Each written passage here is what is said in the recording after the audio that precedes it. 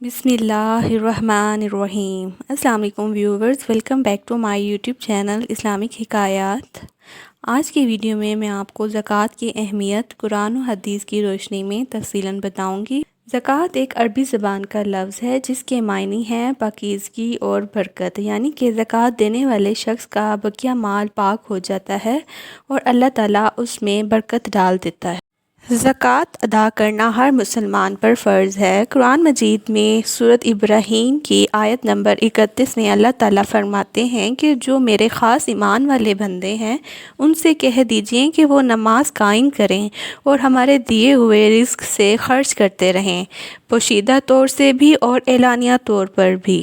زکوٰۃ ادا نہ کرنے پر قرآن مجید کی سورۃ حدید کی آیت نمبر 10 میں اللہ تعالیٰ فرماتے ہیں کہ اے لوگوں، تمہیں کیا ہو گیا ہے، کیوں نہیں خرچ کرتے اللہ تعالیٰ کے راستے میں، حالانکہ سب آسمان و زمین اللہ تعالیٰ کی ہی میراث ہے۔ زکوٰۃ ادا نہ کرنے پر قرآن مجید کی سورۃ توبہ میں اللہ تعالیٰ نے لوگوں کو وعید سنائی ہے کہ جو لوگ سونا چاندی جمع کرتے ہیں ان کو اللہ کی راہ میں خرچ نہیں کرتے تو ان کو دردناک سزا سنا دیجیے، جو اس روز واقع ہوگی کہ ان کو دوزخ کی آگ میں تپایا جائے گا، پھر اس مال سے ان لوگوں کی پیشانیوں اور پشتوں کو داغ دیا جائے گا کہ یہ وہ ہے جس کو تم نے اپنے واسطے جمع کر کے رکھا تھا، لہٰذا اب مزہ چکھ لو۔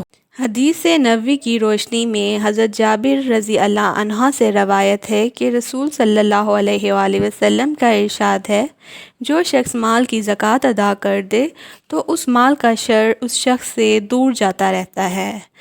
زکوٰۃ نہ دینے پر روایت ہے کہ رسول صلی اللہ علیہ وآلہ وسلم نے فرمایا کہ زکوٰۃ نہ دینے والا قیامت کے دن دوزخ میں جائے گا۔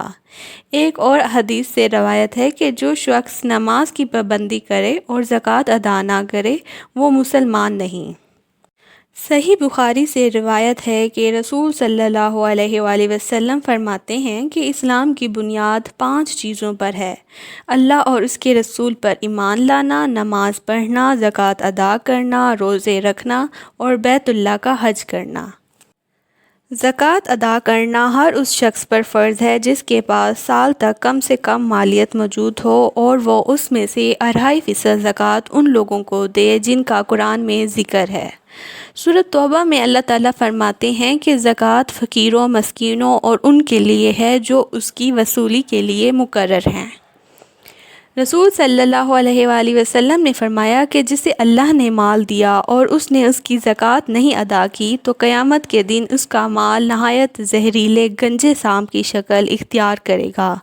اس کی آنکھوں کے پاس 2 سیاہ نقطے ہوں گے جیسے سانپ کے ہوتے ہیں، پھر وہ سانپ اس کے دونوں جبڑوں سے اسے پکڑ لے گا اور کہے گا کہ میں تیرا مال ہوں اور وہ خزانہ ہوں۔ رسول صلی اللہ علیہ وآلہ وسلم نے فرمایا کہ قیامت کے دن ان کا یہی مال توق بنا کر ان کی گردنوں میں ڈالا جائے گا۔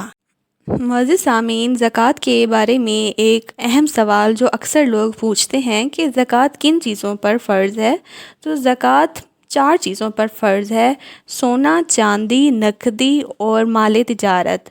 7.5 تولے سونا اگر آپ کے پاس موجود ہے تو زکوٰۃ آپ پر فرض ہے۔ 52 تولے چاندی اگر آپ کے پاس موجود ہے تو اس کا 2.5% حصہ آپ زکوٰۃ دیں گے۔ اور تیسری اہم چیز بینک بیلنس یا نقدی ہونا ہے، اور اگر آپ کے پاس 7.5 تولے سونے کے برابر نقدی موجود ہے تو آپ پر زکوٰۃ دینا فرض ہے۔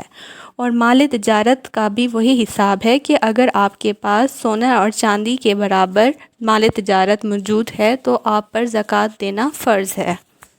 اب میں آپ کو بتاؤں گی کہ زکوٰۃ کن لوگوں پر فرض نہیں ہے۔ اگر آپ قرضہ دار ہیں اور آپ نے قرضہ دینا ہے تو آپ پر زکوٰۃ فرض نہیں ہے، اور نابالغ بچے پر بھی زکوٰۃ فرض نہیں ہوتی۔